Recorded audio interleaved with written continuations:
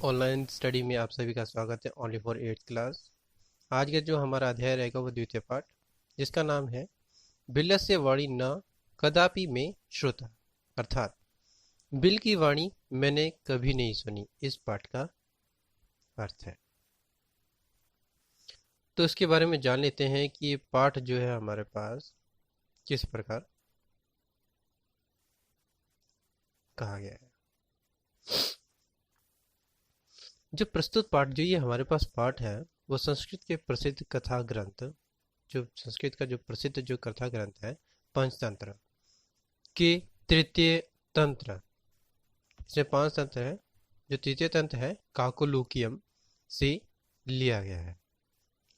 पंचतंत्र के मूल लेखक जो जिन्होंने ये पंचतंत्र लिखा है उनका नाम है विष्णु शर्मा। इसमें 5 खंड है जो मैंने पहले ही बताया था आपको, जिन्हें तंत्र कहा जाता है।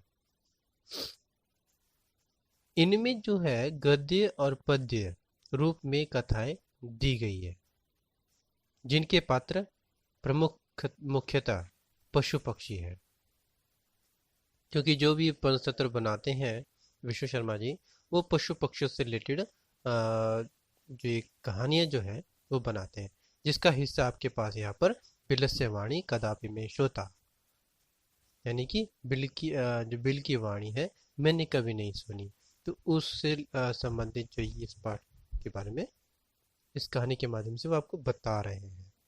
तो आइए हम जान लेते हैं इसकी कहानी के बारे में। तो पहले जब भी मैं संस्कृत को पढ़ूंगा उसका हिंदी अर्थात बताऊंगा, तो आप लोगों ने ध्यानपूर्वक इस पाठ को सुनना है और सभी संस्कृत शब्दों को ध्यानपूर्वक सुनना है कि कौन सा लाइन में बोल रहा हूँ, तो ये आपने ध्यान से सुननी है। तो आइए शुरू करते हैं।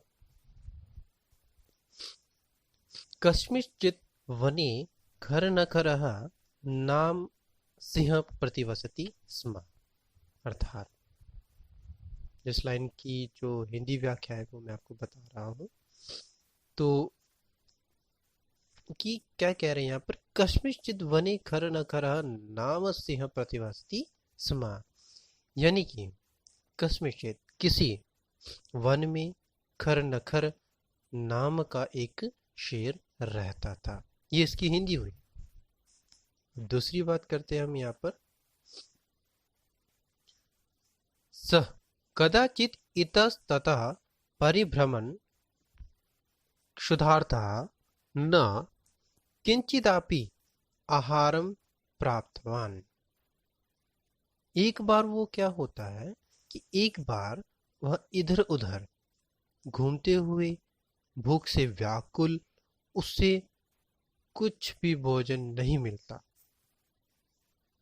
ततः सूर्यास्त समय एकाम महती गुहाम दृष्ट्वा सह अचिंत्यत नूनमेतस्याम गुहायां रात्रौ को अपि जीवः आगच्छति।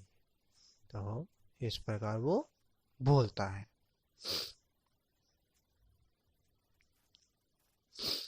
तब क्या होता है, सूर्यास्त के समय एक बड़ी सी गुफा देखकर उसने सोचा कि अवश्य ही इस गुफा में रात्रि में कोई जीव आता है। ऐसा वो सोचने लगा। अतः अत्रैव निगूढ़ो भूत्वा तिष्ठामि इति, अर्थात इसलिए यहीं छिपकर बैठा, इसलिए यही चिपकर के बैठ जाता हूँ। तो हमारा पहला, अब दूसरे पहरे में क्या कहते हैं वो आइए जान लेते हैं। कहते हैं एतस्मिन्नन्तरे गुहायाः स्वामी दधिपुच्छ नाम श्रृंगालः समागच्छत्। कहते हैं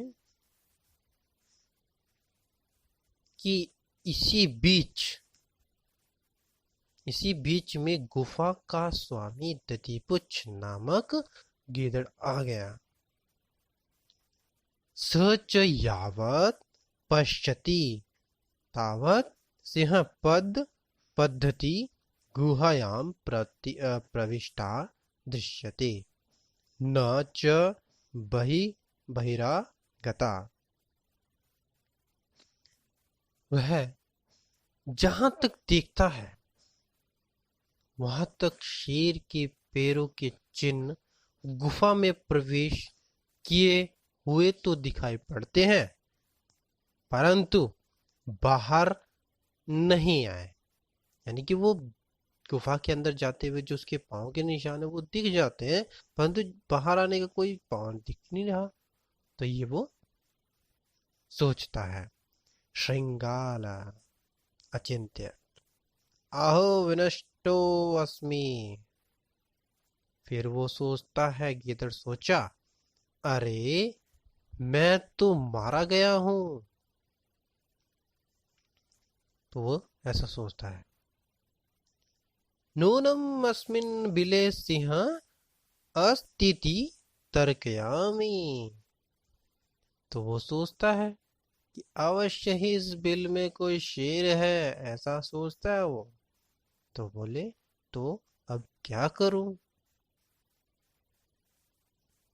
तत्किब कर्माणी, तो क्या करना चाहिए, ऐसा वो सोचता है।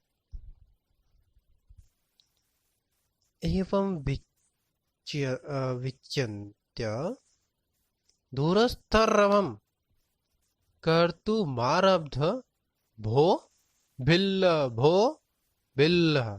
अर्थात ऐसा विचार करके दूर खड़े रहकर ही आवाज लगाना वो शुरू कर दिया उसने। बोला, अरे बिल, अरे बिल, ऐसा वो कहने लगा। किम न स्मरसि यन्मया त्वया सह सम्मयः कृतोऽस्ति यत् यदाहं भयात् प्रत्यागमिष्यामि तदा त्वं माम् आकरिष्यासि। यदि त्वं मां न हव्यासि तर्हि अहं द्वितीयबिलं यस्यामीति। अर्थात वह कहता है कि क्या तुम्हें याद नहीं है कि मैंने तुम्हारे साथ शर्त रखी थी कि जब मैं बाहर से वापस आऊंगा तुम मुझे पुकारोगे। यदि तुम मुझे नहीं पुकारते हो तो मैं दूसरे बिल में चला जाऊंगा। तो इस प्रकार ये इस जो पैराग्राफ का अर्थ होता है। तो इस प्रकार आपने अपने जो नोटबुक है उसमें आपने इस काम को करना है। तो आज के लिए इतना ही, बाकी कल नेक्स्ट वीडियो में हम करेंगे।